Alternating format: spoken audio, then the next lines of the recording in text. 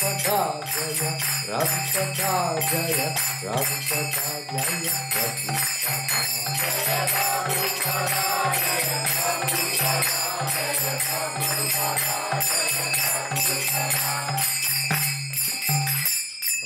Jayam prayer, please. Can you do the Jayam? Jayam? Jayam Vishnu Pranam Sadhguru Sattva Bhaktivedanta Swami Goswami Prabhupada ki Jai. Vishnu Pad Jiva Bhakti Siddhanta Saraswati Goswami Maharaj ki Jai.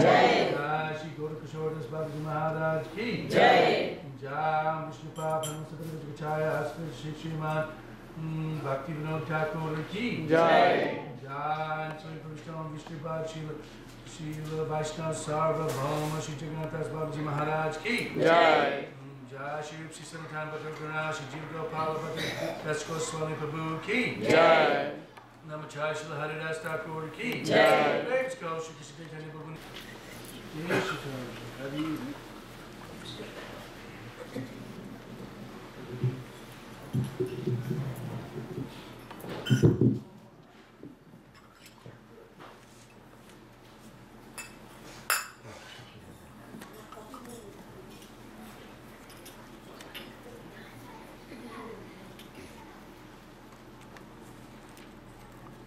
You brought your books. Okay.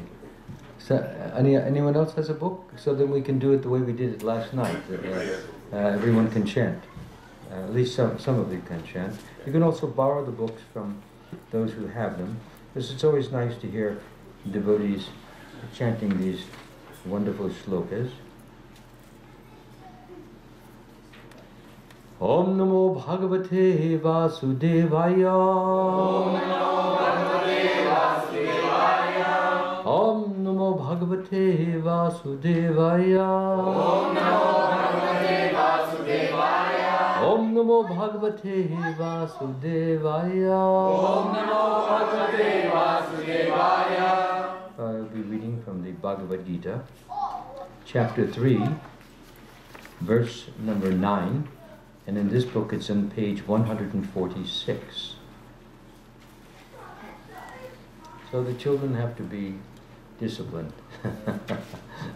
Otherwise it will distract me, and so whoever's doing his kirtan over there can take it outside. With the wind god and the sun god will be more appreciative of it. Okay, so we all have the text. Which text is it?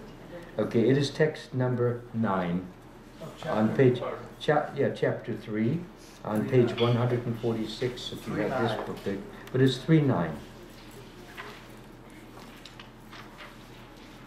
If someone can bring some water, that would be appreciated.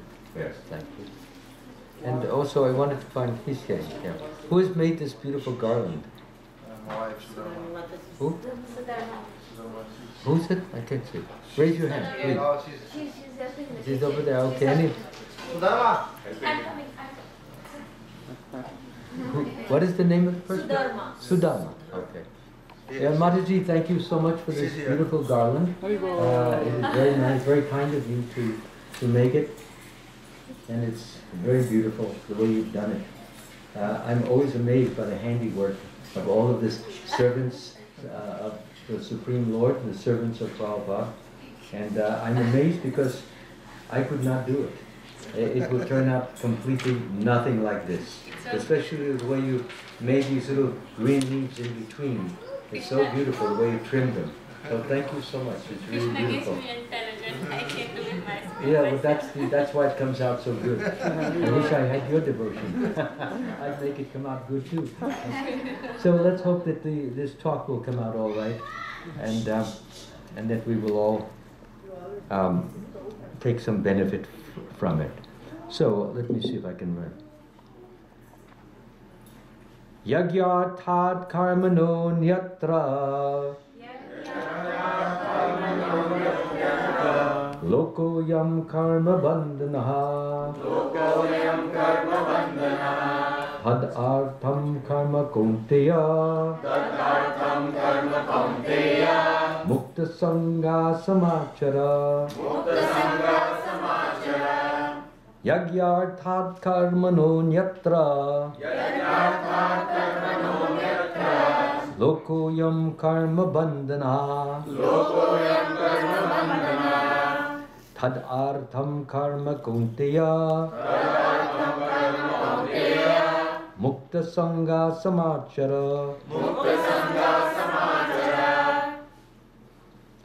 Yagyarthat karmano nyatra. Lokoyam karma bandhana. Tad artham karma kunteya. Mukta Sangha Samachara. Yagnyatat karmano nyatra. Lokoyam karma bandhanaha. Tadartham karma kaunteya. Mukta Sangha Samachara. Yagyathat karmo narthra. Lokoyam karma bandhaha. Tadartham karma kaunteya. Mukta Sangha Samachara. Yagnarthat karmano nyatra. Lokoyam karma bandhana. Tadartham karma kaunteya. Mukta Sangha Samachara.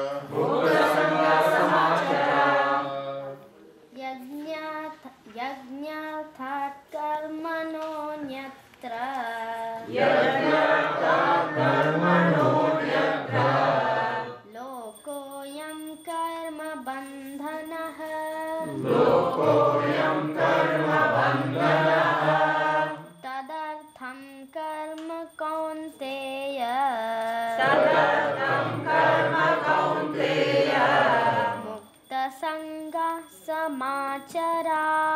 Mukta Sangha Samachara.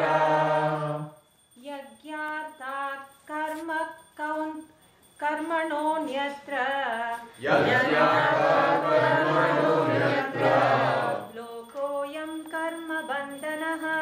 Lokoyam karma bandhanaha.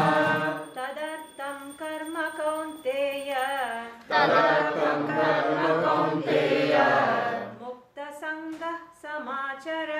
Mukta Sangha Samachara.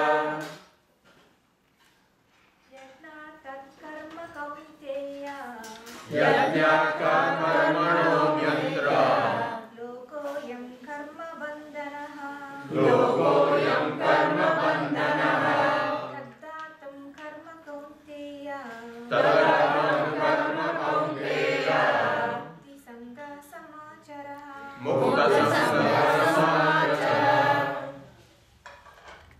Anyone else would like to try?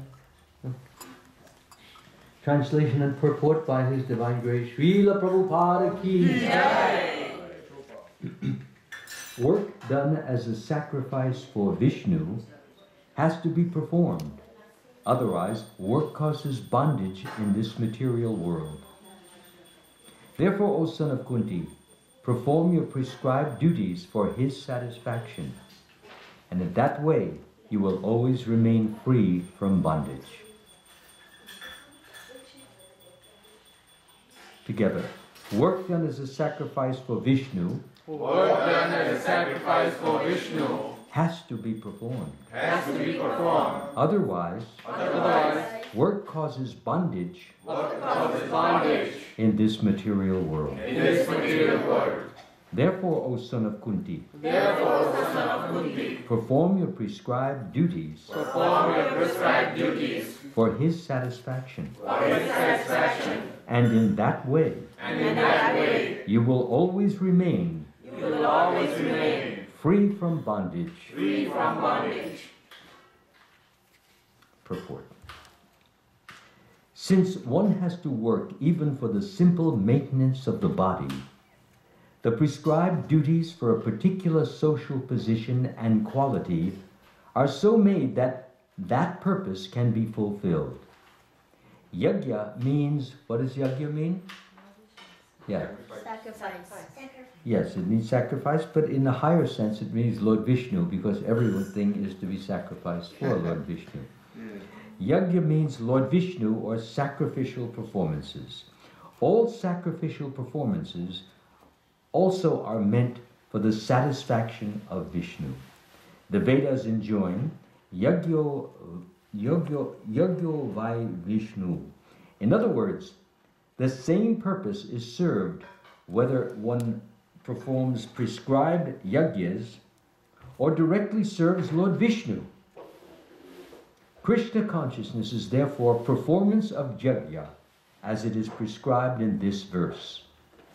The Varnashram institution also aims at satisfying Vishnu.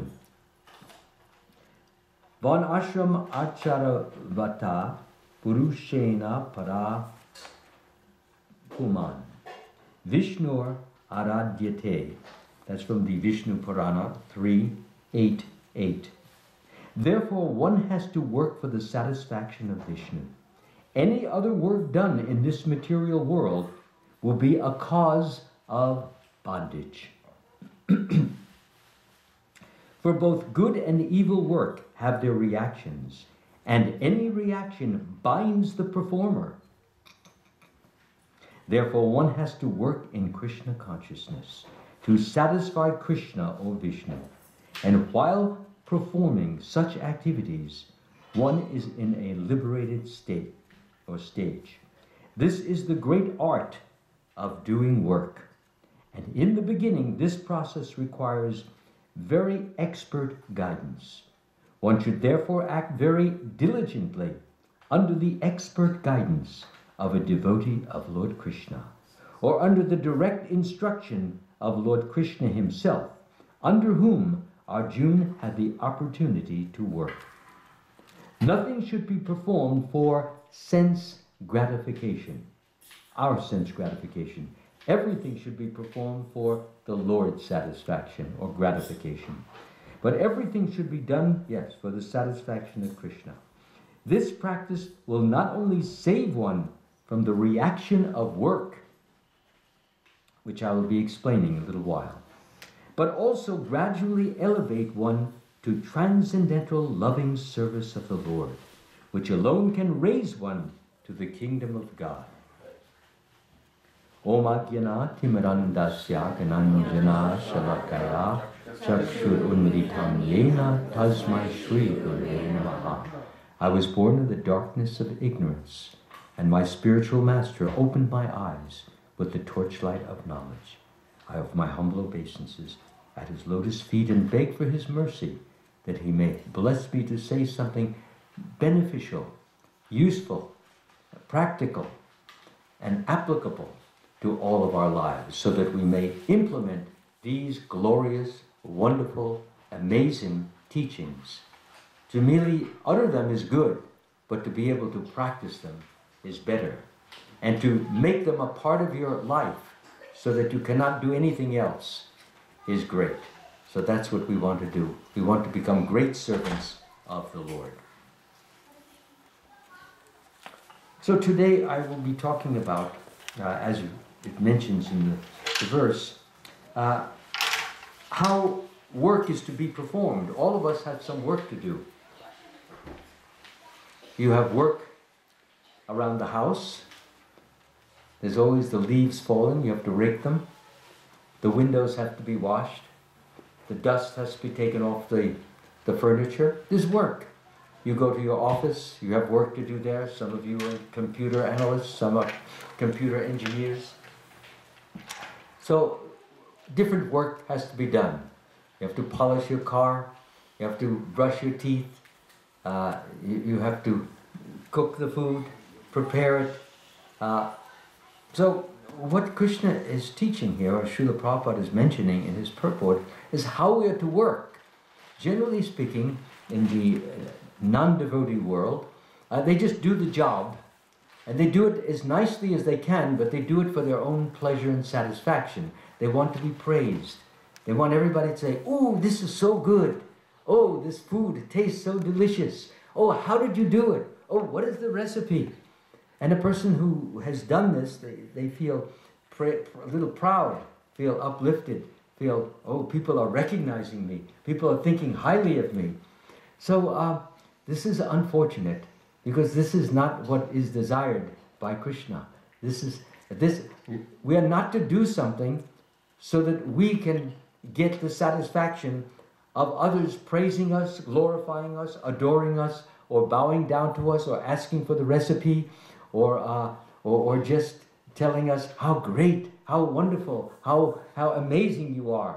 This is all food for the false ego. The false ego is, as I mentioned last night, it is that principle in which we believe we are the body, but that doesn't end there. It's with or through the body that we dominate the material world. We master it. We take charge of it. So as soon as somebody is praising you or glorifying you or honoring you, you're in control. You have your followers. It's like you have disciples, and you feel uplifted. You feel bigger. It's like the balloon of the false ego. It's like when you're all kids, we blew up the balloons, you see? And so the balloon of false ego is getting bigger and bigger, and your pride is swelling greater and greater. So that is why we came into this material world. I think I mentioned in that verse yesterday, Queen Puranjani, she was crying because her husband, the king, had died, King Puranjana, and as she was walking along the road and lamenting, there was a Brahmin coming toward her, and the Brahmin was none other than Krishna, but he was disguised. So he came and he approached her and he said, "My dear friend, even though you cannot immediately recognize me, can't you remember that in the past you had a very intimate friend? Unfortunately, you gave up my company to accept a position as an enjoyer of this material world." Now think about that. You gave up Krishna is saying, you gave up the pleasure of my company, of serving me, to become an enjoyer. An enjoyer means a servant. No. You said it. You said it.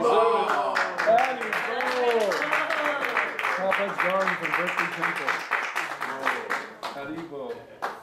So now this is so beautiful, so there's nothing more to say anymore. It's all over. You can all go home now.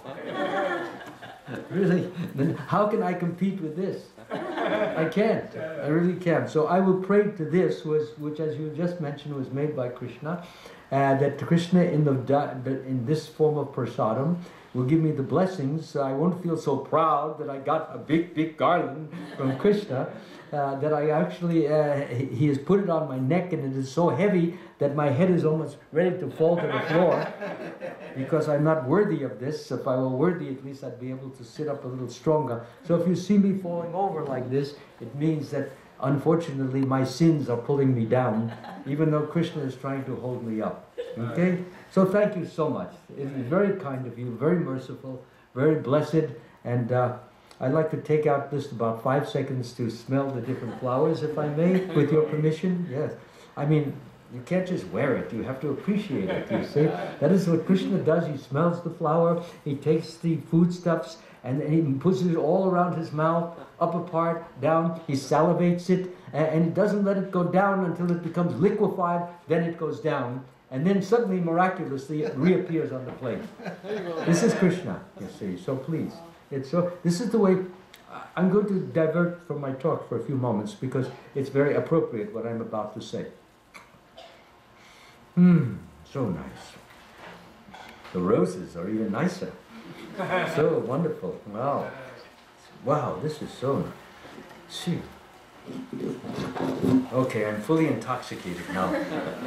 Although you're not supposed to get intoxicated, you can get intoxicated with and by Krishna. That's allowable. It's in fact, this is a regulative principle. It's not an irregular principle. So you can get as drunk on Krishna as you like. and no one will bother you, and you will become more Krishna conscious. Yes.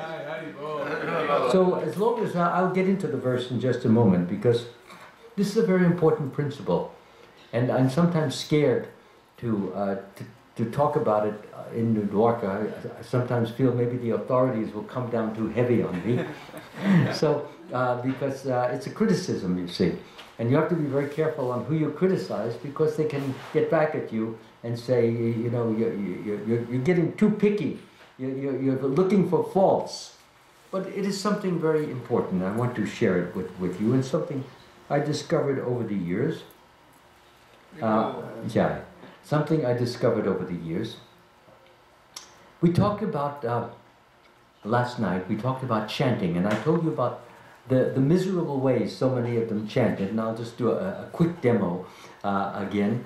Not to make you laugh, but to make you cry, actually. So, as I said, the person is, it sounds like he's crying out for his mother. Or the sleepers, and there are so many others. The machine gun goes, like a firing machine gun. So this has nothing to do with Hare Krishna. I'm sorry to say that. So my point is this, and it's so important. If you chant the Hare Krishna mantra with a concentration and attention, and you're chanting it, you know, we try to finish in 2 hours. Don't worry about time.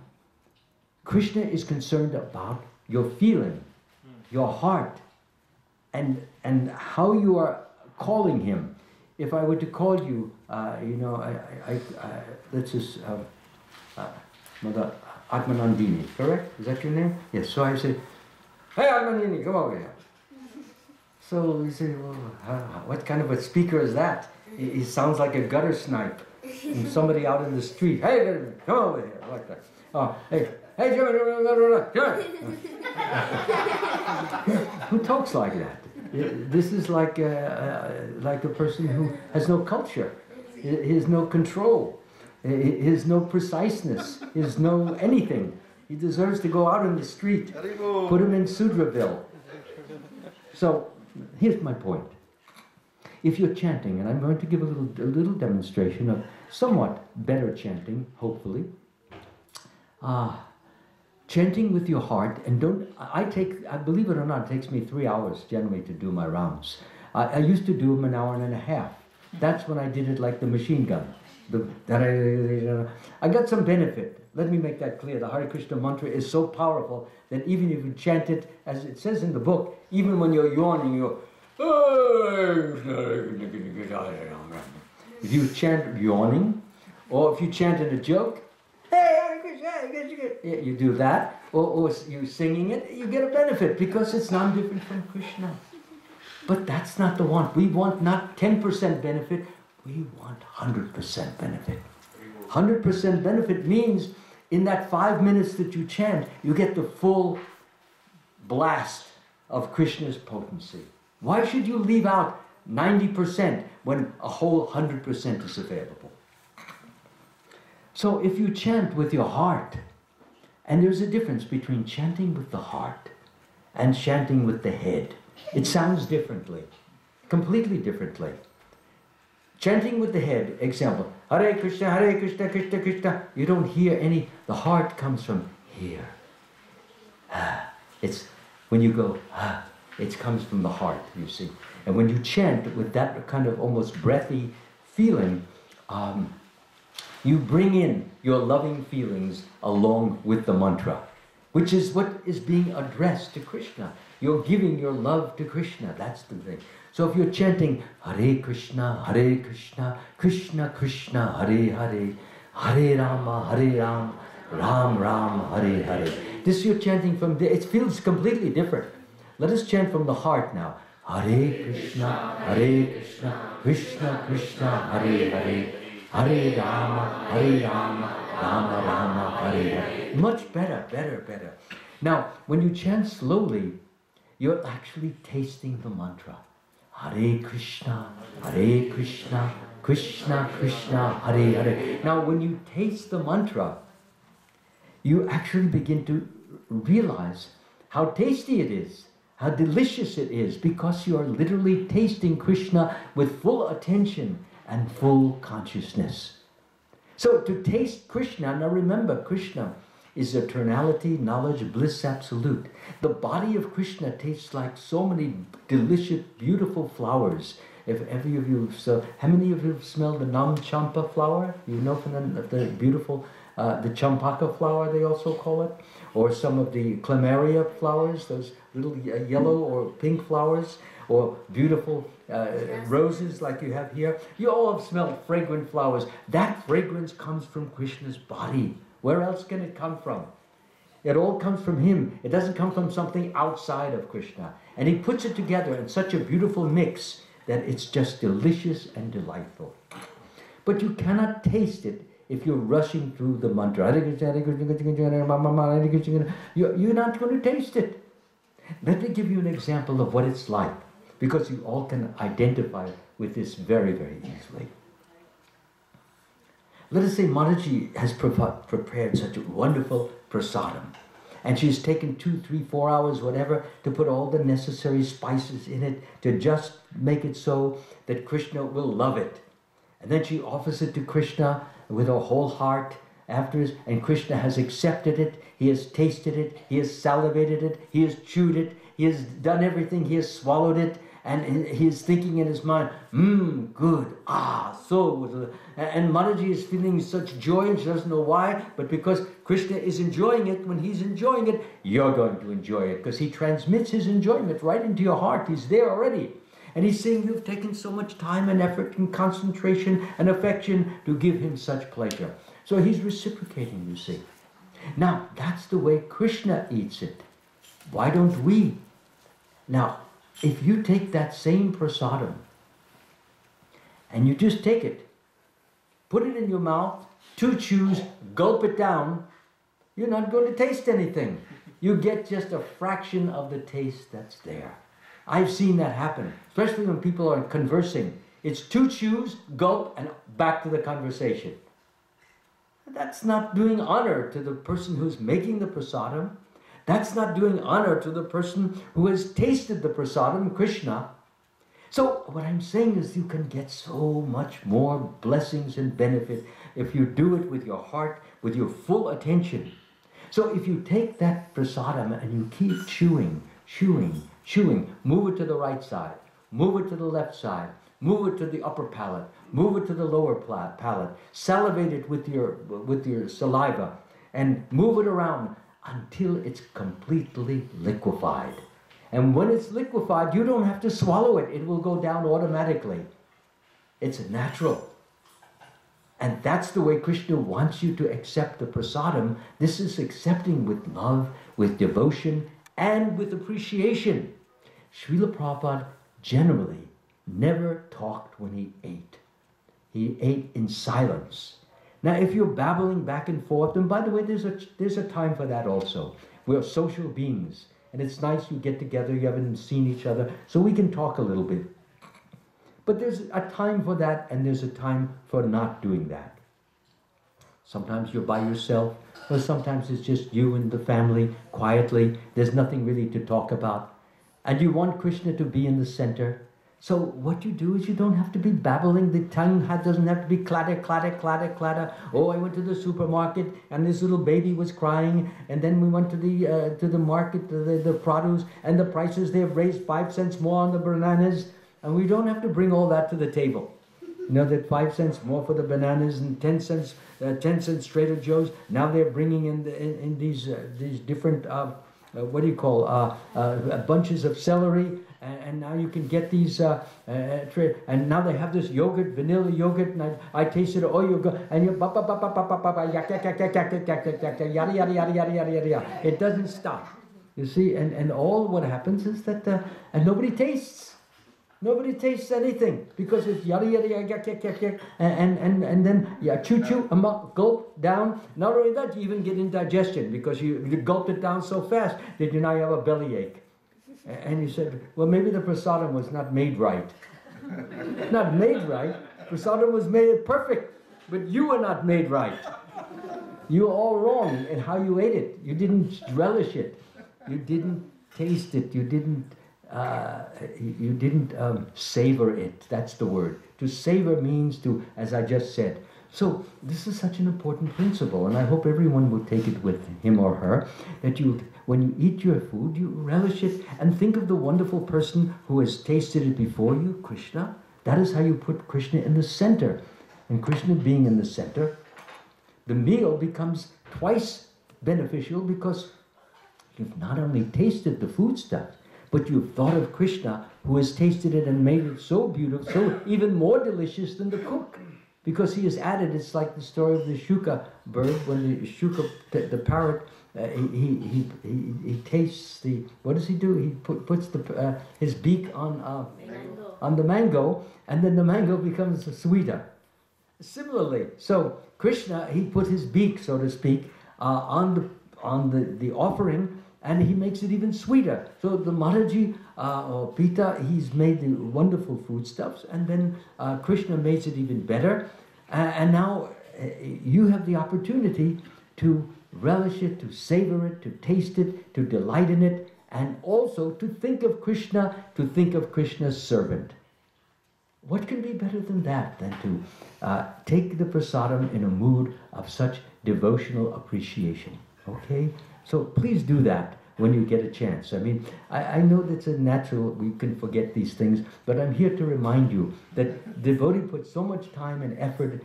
Let us appreciate, let us thank Krishna, thank that devotee, and always remember that it is not every day that you can get such great tasting foodstuffs which have been made with such love and devotion. It is a gift.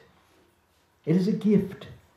It's not something you go to the restaurant. The person is being paid to do this. This person who's making the prasad is not being paid.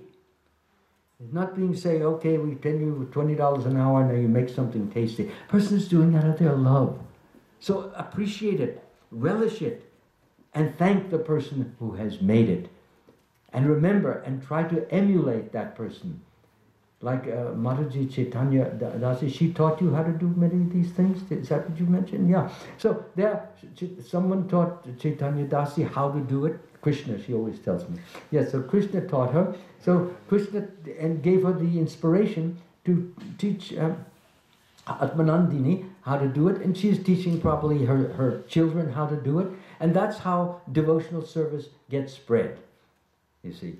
So therefore, appreciate it, compliment the person with your heart, and you will see Krishna will be doubly, triply, quadruply pleased by you. That you are not just taking it as another meal, to be shoved down quickly, to be finished quickly, and get on with some other so-called important business.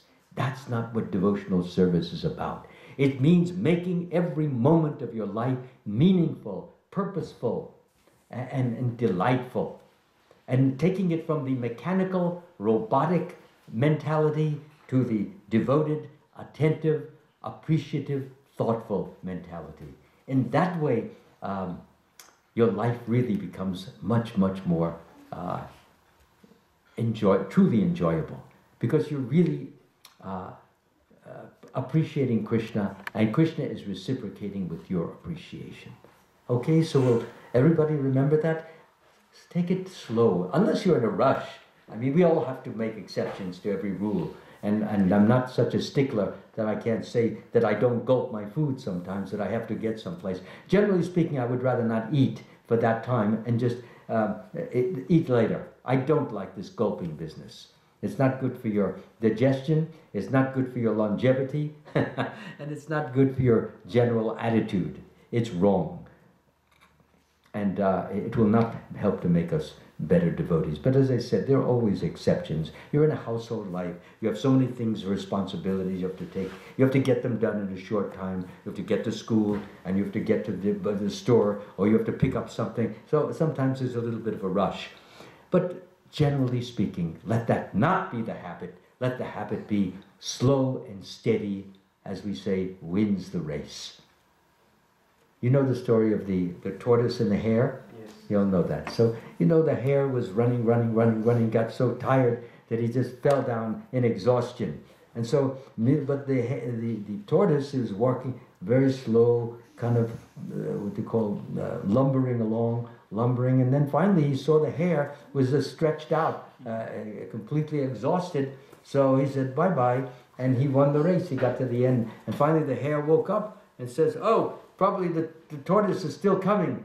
And then so he took his time, and he saw that the tortoise was waiting at the end of end of the race, you know, where the line is, finish line. So he realized, he learned his lesson. Don't try to be a big show-off, you see. And I'm going to tell a little story in a few moments after I get into this purport, which is all about pride. Pride is a terrible, vicious disease that we all suffer from in greater or lesser degree. So I will talk about that in a little while. So let me talk a little about the verse now.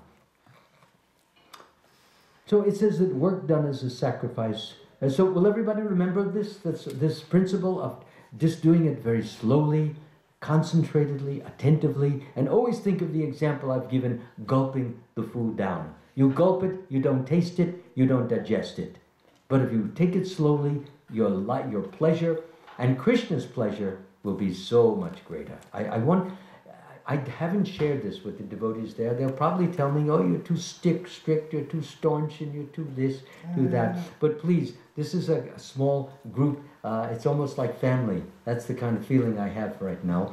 And therefore, you can talk to your family in a familiar way.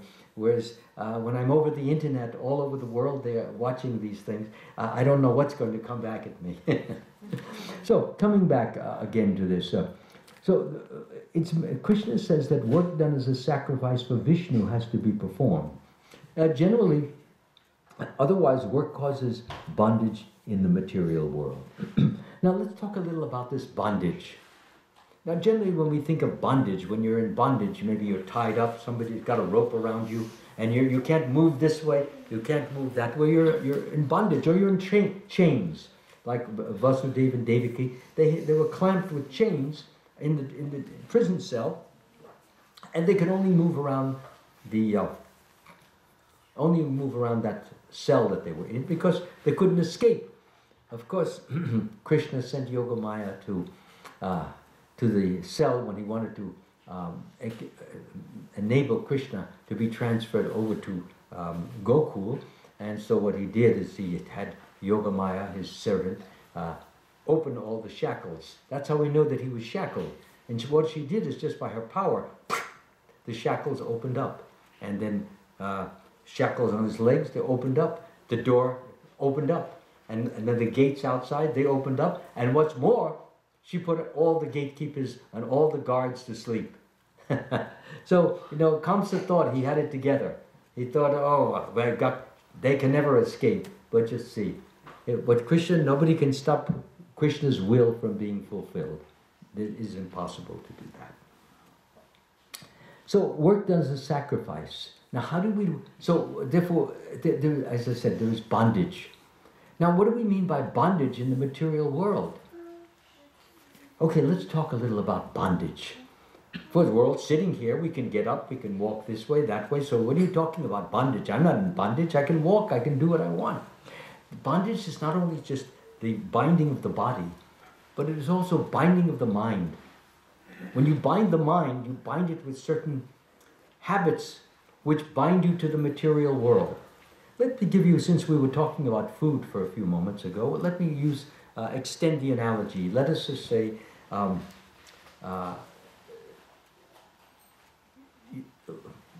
of the Madhajis prepares a very delicious chocolate cake, okay?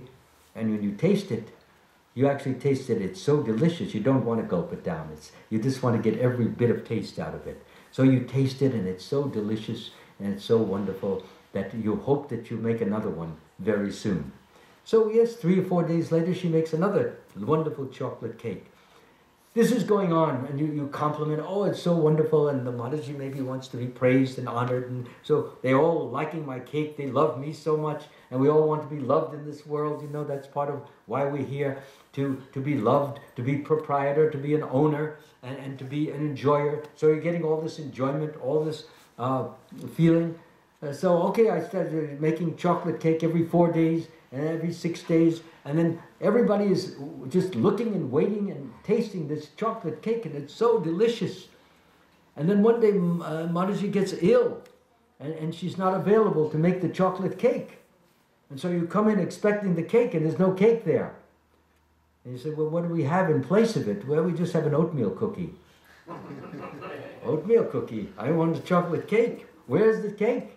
She said, well, she's not feeling well. Well, why is Krishna not making her feel well? I want to have the cake. If she's not well, I can't eat my cake. So you get angry at Krishna for making her feel not so well. So that's what it does. Or I'll give you another example. Many people, they are attracted, they get to certain foods. I gave an example of a cake being cooked by someone. Another is sometimes you buy something, for example, some peanut butter. A lot of people like peanut butter, especially if you put some honey in it, you churn it around, and if you have those little nuts in it, there's a particular brand that I'm attracted to, maybe even a little attached to. It's called the Laura Scudder's brand or the Trader Joe's brand, either one of those. So you begin to very much enjoy that. So what happens is that you wake up in the middle of the night and like 2 o'clock in the morning, and you're very hungry. And you're hungry not just for food, but for the tasty honey-soaked peanut butter. And you go there, and it's all gone. You forgot. You've eaten you finished the bottle, and you haven't gone to the store yet to buy it. Well, what are you going to do? It's 2 o'clock in the morning. And yet you have a terrible craving. You feel so attached. You feel you cannot get to sleep. You can't do anything. You start walking back and forth in the room. Should I go out? Should I not? Maybe there's a 24-hour 7-Eleven. I can go and get some peanut butter there. Okay, I'll try the 7-Eleven. So you go there, and what do they have there? Oh, the Skippy with the hydrogenated oil, which is cancer-causing. I can't take that. I have to look for a supermarket. It just happens to be that the supermarket is 20 miles away. That's open. There's other ones, but they're not open. They close at 11 o'clock. So anyway, what happens is that you get into your car, and you have to drive 20 miles to get your Laura Scudder's peanut butter. And it just happened to be they have one bottle left. Or sometimes they don't have any butter. So you go to the manager. Look, I come 20 miles to get my Laura Scudder's peanut butter. You must have it in the back. All right, we'll check, go check. Be patient, be calm. They go to the back. I'm sorry, no Laura Scudder. So you're not only in anxiety, but you're now in anger. Almost hatred. Krishna, how could you do this? You didn't put peanut butter. You're in the heart. Why didn't you make them get the peanut butter and put it on the shelf? You knew I was coming. You know everything in advance. This is the bondage that I'm talking about. You don't have to be in chains, but you're chained to these different foods. You're chained to the different habits. Like you've had people who unfortunately they're chained to their cocaine and their heroin and their marijuana habit. And they always say, oh, I could give it up if I wanted to. All they have to do is just say, I don't want to know, by my willpower. Yeah, right. We've heard that one before. So then you say, well, go ahead. Well, I'm not going to, not now. I don't have to do it now. No. There's always an excuse to put it off. So, no. A habit binds you. It controls you. It badgers you. It pummels you. It kicks you. And you feel so terrible because we're slaves. Can a slave be happy? You put a person in slavery, in other words, you bind them to do certain work. For example, we had slavery in this country going back about 150 years, a little bit longer. And when the slavery was in, the slaves that were there, nobody wanted to be a slave because you have no freedom. Why do we want freedom? Because it's the nature of the soul to be free. Free from material energy, but bound to spiritual energy. Why bound to spiritual energy? Because spiritual energy frees us, uplifts us, exalts us, It gives us joy. It gives us happiness. It gives us fulfillment. So being bound to Krishna gives us only happiness. So why not be bound to Krishna? Who wouldn't want to be a slave to Krishna? That's the best enslavement. But it's really not enslavement, because when you think of slavery, it's something you don't want. Now, a servant and a slave are not the same, because a servant has choice. I can work here, or I don't have to work here. But a slave doesn't have a choice. He's been bought, he's owned by the slave master. And he loses his freedom, and that means he has to do only what the master orders him to do. So, who wants to be a slave of his appetite? A slave of his tongue? A slave of his eyes? A slave of his nose? Nobody wants to be a slave of that. Everything you see, some particular fragrance or odor, you have to smell the rose. What? It's nice to smell it, but why should you be bound to do it? Why should you be driven to do it? You must. No, you don't have to must. Here's the secret. The secret is that the more attached to Krishna, the more bound to Krishna, the more enslaved by Krishna you become, the less attached, the less bound, the less controlled by the material energy you will be. You will have no control by them. They can't touch you. Because Krishna, his power is greater than the power of his material energy, which he controls and which he dictates to, and which follows his order. So if you're under Krishna's control, then nothing in this world can bind you or control you. So try to keep in mind that wonderful principle. We don't have to be bound by chains or by ropes. If we are bound by our habits, bound by our tastes, bound by our appetites, bound by our inclinations, bound by our desire to be praised, to be honored, to be glorified, we're bound to this too. All these things pull us down and take us away from Krishna. So if we're being taken away from Krishna, you're not going to feel the freedom, the happiness, the joy, the fulfillment, the satisfaction that Krishna will give you when you are in contact with him. And there are different degrees of contact. Like this is a contact, you see, and this is more contact. And this is still more contact. This is more contact, like so. This is more contact, you see. And this is more contact. And it gets tighter and tighter and tighter and tighter.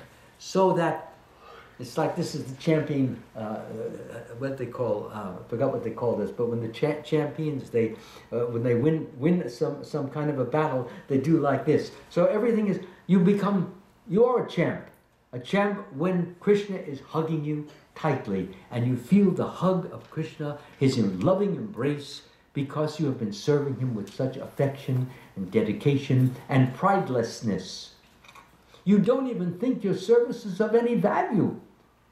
And you consider that what you've done for Krishna is even a tiny, insignificant fraction of what you should be doing.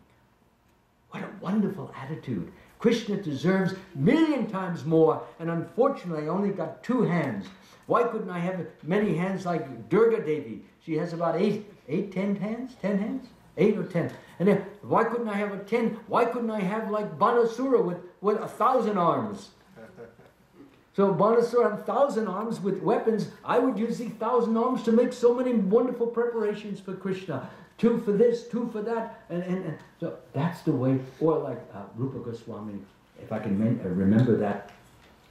He says, there's so much nectar in the 2 syllables, Krishna.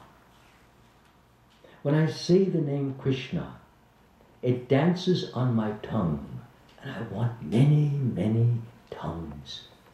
And when it enters the holes of my ears, I want millions and millions of ears to hear that wonderful name Krishna. And when it dances in the courtyard of my heart, it conquers the activities of my mind, and my senses become inert. The word inert means numb, inactive, unfunctional. It's like you're stunned. Like that. You see, you become, and that's the feeling. If you've ever been overwhelmed by some ecstasy, sometimes you cannot move. It's like, wow, why me? Why me, Krishna? I'm such a sinner. I've sinned so much in my life. I'm always thinking me. And here you are giving you. You're giving everything of yourself to me when all I've been doing is stealing your splendor and taking it for myself. Why me? Who can understand you? Who can understand your mercy? All I know is that I am now bound to give out this mercy that you have so kindly given me. I have no choice now. You have made me your slave forever. And all I can do now is give help, give honor, give glorification to anyone who is promoting these teachings in whatever devotional service they are practicing.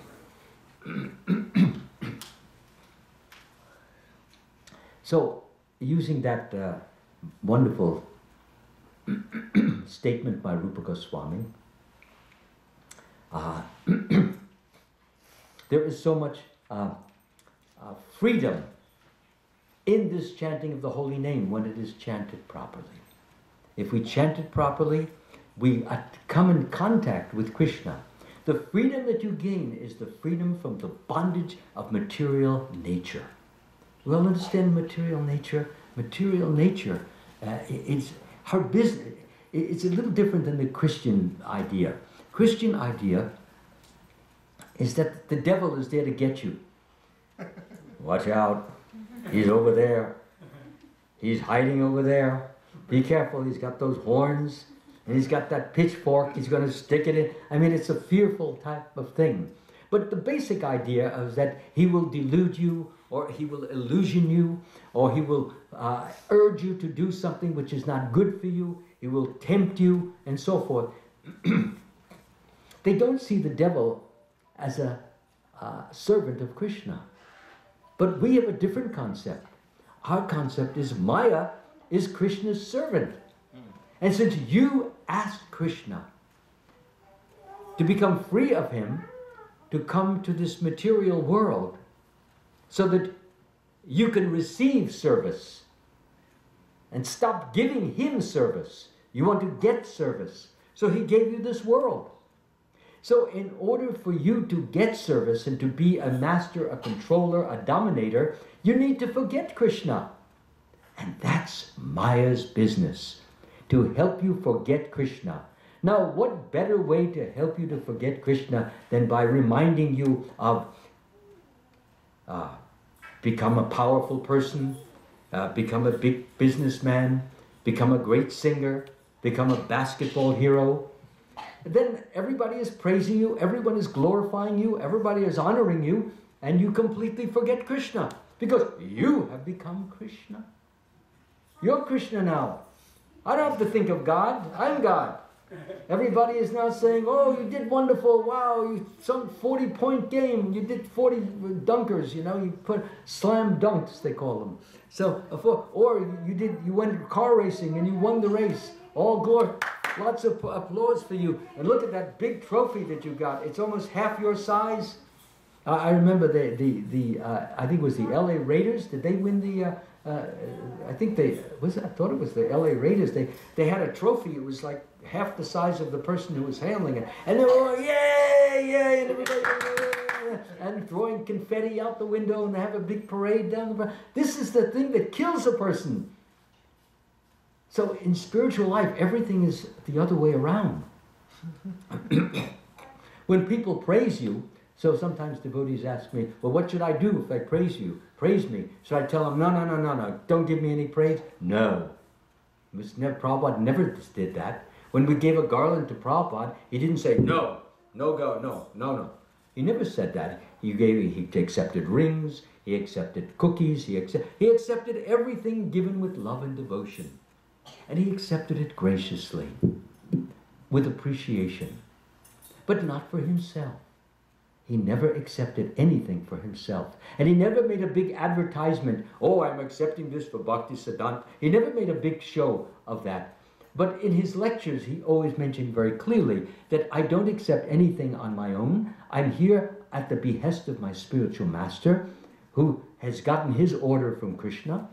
And therefore I accept it on behalf of Srila Bhakti Siddhanta. And it doesn't mean I just accept it. he gives it back mentally to Bhaktisiddhanta. So he is totally, completely free of the pride that comes from being a big shot. Oh, he gave me a cake. Oh, he gave me a garland. Oh, he gave me this. He gave me that. I'm important. I'm valuable. I'm big. I'm powerful. He doesn't fall into that trap that we all fall into. Okay? Doesn't fall into it because he gives it away. I myself, I'll just share this with you. Before I retired last night, so many nice things were said to me, were said about me, so many nice garlands, so much nice prasadam. I had to do the same thing. I said, my dear Lord, I don't deserve any of this. I have no business even being here, but you have made such a nice arrangement so that I can make a little advancement. You know how fallen and wretched I am. You need to pick me up, so you give me some engagement by letting me come here. Thank you so much. But all these wonderful offerings that were made to me in the form of speech, in the form of prasadam, in the form of gestures and bowings and so forth, I said, I cannot accept this. I accepted it graciously, but now I take every one of them and I started to enumerate in my mind. This is for you, Lord. This is for you. The prasadam, this is for you. Everything goes to you because you deserve it. I have no right to keep it because I don't. I'm simply here as your fallen representative. So please be merciful and you keep it and let me never remember it as something as mine. But I will always remember it as something that I received on your behalf. And if you allow me to do that, that means the occasion becomes memorable and eventful, and it's not something I will ever forget, but I will remember it as a means by which Krishna gave me the means by which I can make some advancement, and Krishna can also be pleased since I offer everything, or we offer everything back, to the Lord, and He accepts it, and He loves that. He sees that you don't want to be proud, you don't want to be puffed up, you don't want to be arrogant, you don't want to be condescending, you want to be just what you really are, an infinitesimal servant of the Supreme Lord. That's all we are, and we're happy at that. The common karmi, he doesn't want that. He feels it is so crushing he wants the ego. It's like a balloon. You see the little kids, they have the little balloons, and it's like so. But the karmis, they want those big helium balloons that take you up into the sky and you can take you, and then all you need is just one guy with his pop gun, and there goes your big ego. Finished, boss, plunge. You see, so what is the value of all that? It has no value. When you die, you can't take the balloon with you. The balloon stays here. Not only that, but just as you have forgotten Krishna, you will also forget all the things that you got praised for, that you were honored for, that you were glorified. You'll forget it all. That's what death is. Forgetfulness of the past. And now you have you get a new body, new parents, to work on again, becoming a Lord and experiencing all the bondage that we talked about, the bondage of your bad habits that you develop. You don't know. Sometimes in the family, somebody is smoking cigarettes. You may be born into a family, they smoke cigarettes, or maybe they've been meat eaters, or maybe they are gamblers. People that have these habits. There are people who go to Las Vegas. They sit at the slot machines. You all know the slot machine, that one-armed bandit, they call it. So they keep pushing down and then hoping something's going to come out. Another quarter, slap, just the one arm, nothing is coming. They sit all night, sometimes 10, 15 hours, and they even forget to go to the bathroom. And they get a kidney or bladder attack. And they get up finally, oh, wow, call the doctor. And they have to rush them to the hospital and operate because the bladder has been overfilled. I read these things right in the newspaper. They are so, if we could be absorbed in Krishna as much as they're absorbed in the slot machine, we go into samadhi immediately, without a doubt. So it's a nice analogy. Get attached to Krishna the way they are. And if you've ever seen, sometimes they show it in fact, I think there's going to be a new TV show, something about Vegas. They always got something about Vegas. And who Who pays for these? Of course, you know, the Las Vegas gambling casinos, they pay to get people to come there. They even have amusement parks there. They have things you can put your children for the whole day, so you can spend all day in the casino gambling. And your kids can go to, they make their miniature Disneylands and all of those kind of things there. So, the main point is that if you are bound by gambling, even if you go to the what do they call them, strip malls, where they have the lotteries, everyone is tempted, oh, maybe I can win that 200. Why give the $1? Better give the dollar to Krishna. And if Krishna wants you to have lots of money, believe me, he'll get it for you in just a few minutes. He owns it all. Krishna owns it all, and nobody can hold on to it if Krishna wants to take it, because he's the one who gave it. So if he gave it, he can take it. Even in the Catholic Bible, I was saying about I didn't finish that, about Maya. So Maya is the servant of Krishna.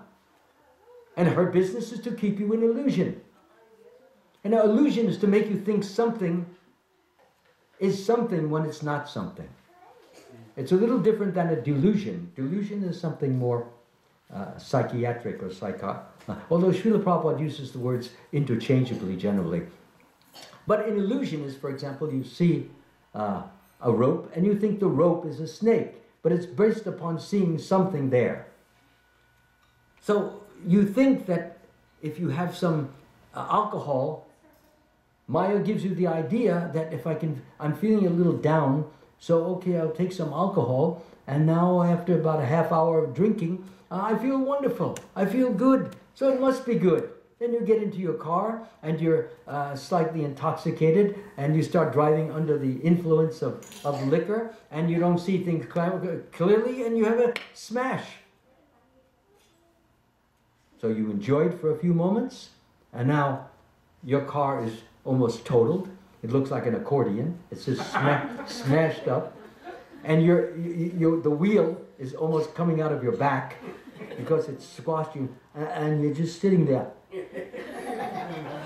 So, is that good? Is that a blessing?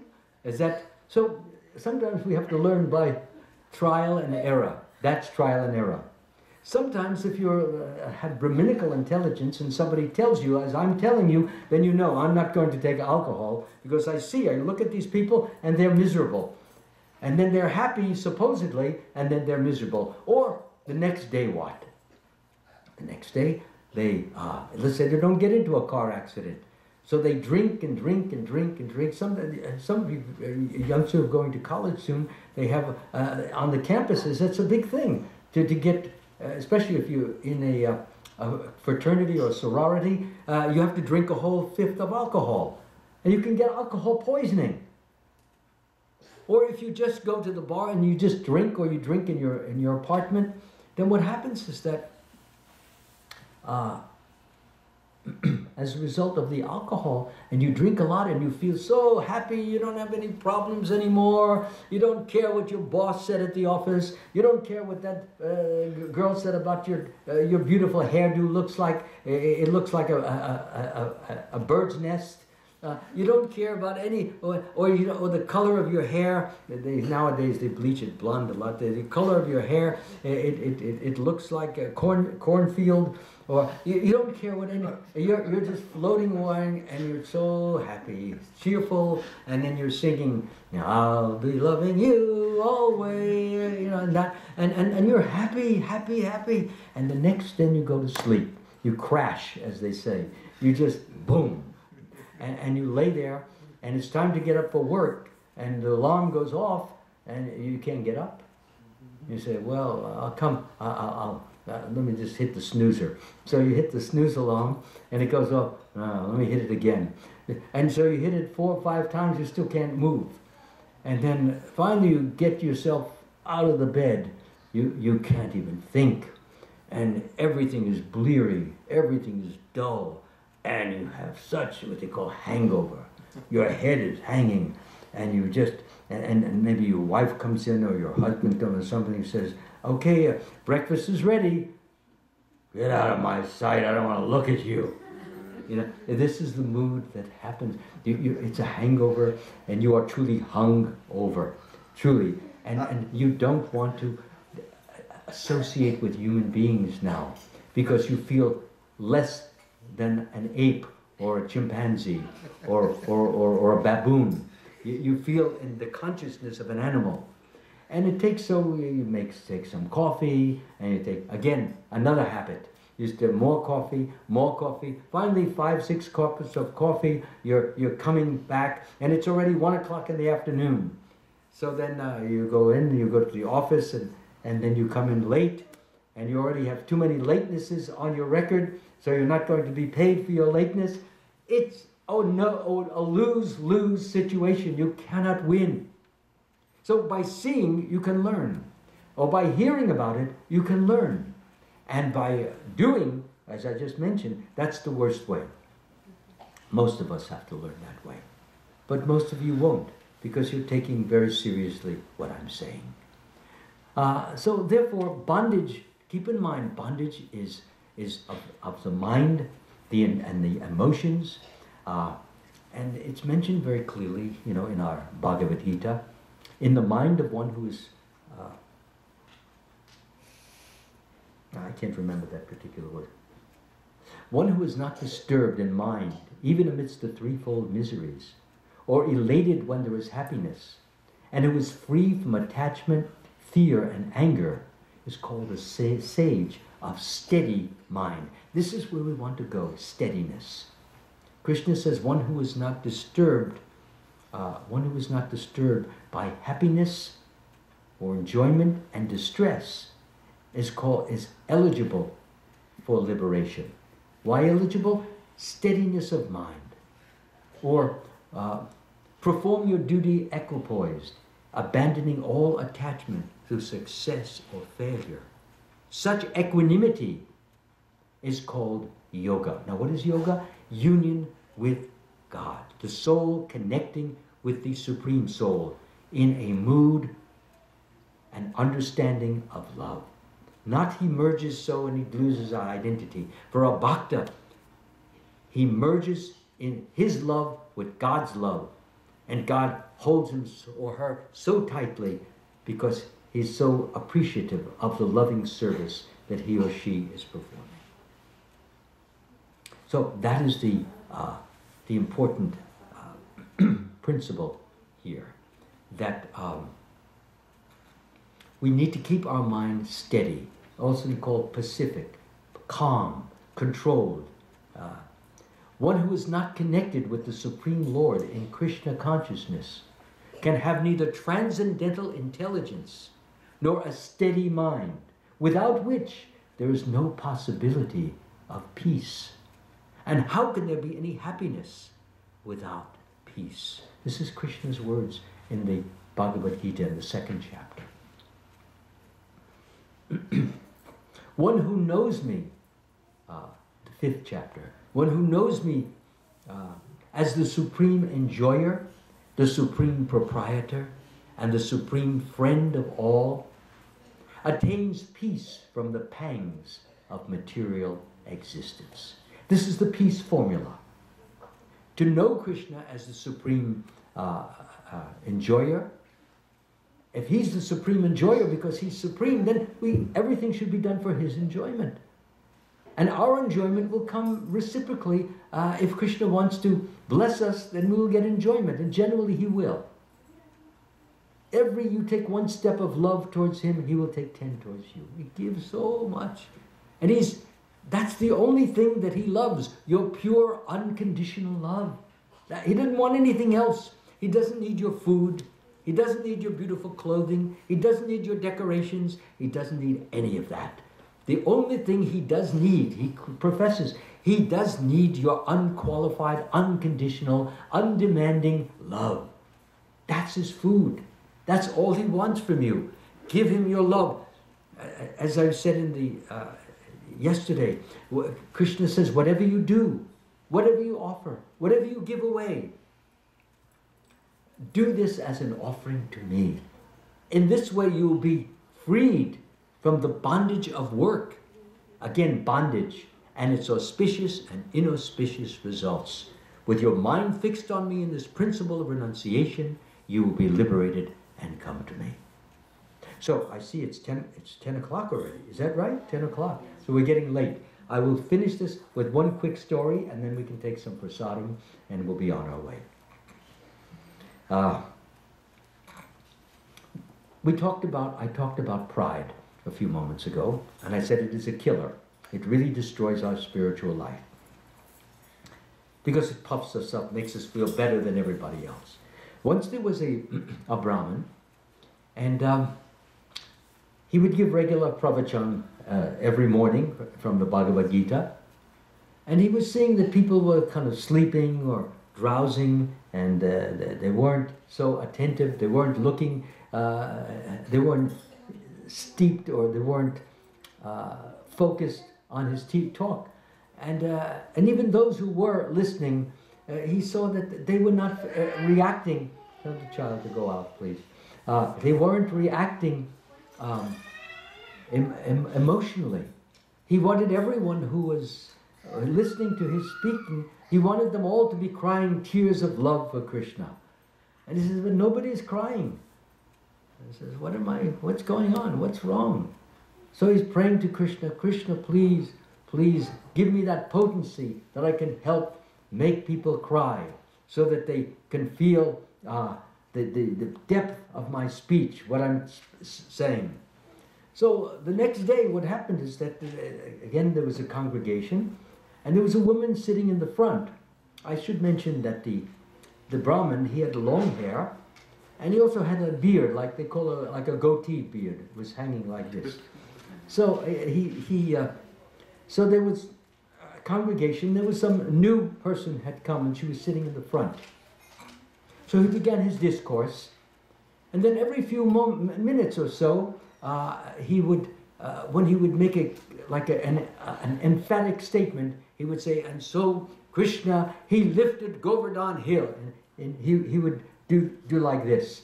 And then he said, and so Krishna, he walked into Aghasura's mouth, and he revived all the cowherd boys. He did like that. And so Krishna, he entered into Bakasura's beak, and he got in there, and then he created hot, scalding water or something, and burned him in the throat. And then as he got out, he pulled the beak apart, and Bakasura died. So he was doing that every time he was doing like this, the woman burst into tears. And again, so he was wondering, why is she crying like that?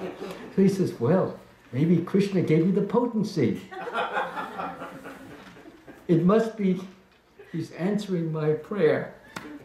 So, again, through the lecture, she's crying and he's still nodding like that.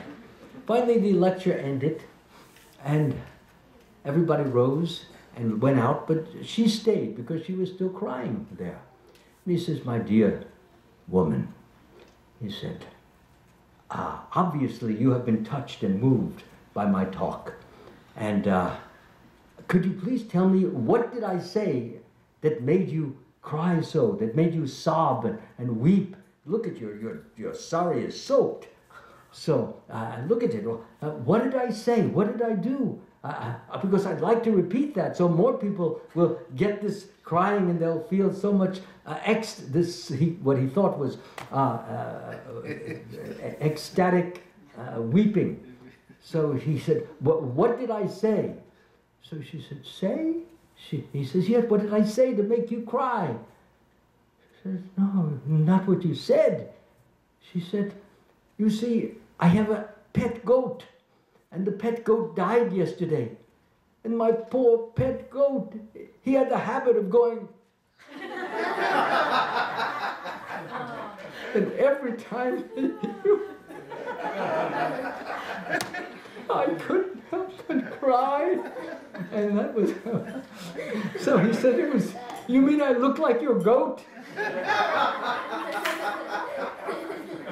said, unfortunately or fortunately, yes.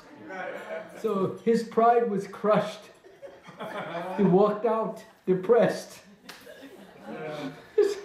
This is what you send me? A woman who says I look like a goat?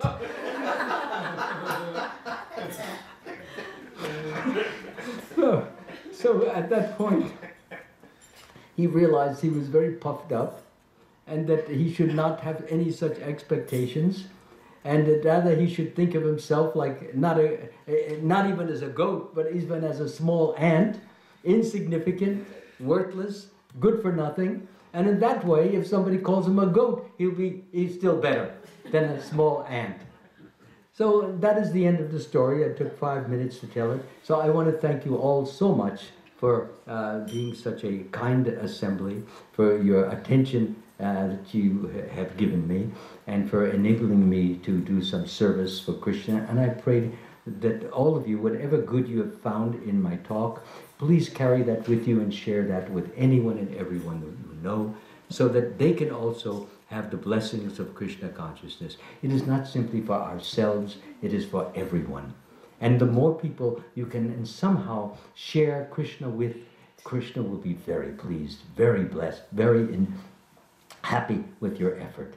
So take it for yourself, and then, as we say, give back to Krishna in the form of helping others who are less privileged than you are. Okay? Thank you so much. Hare Krishna.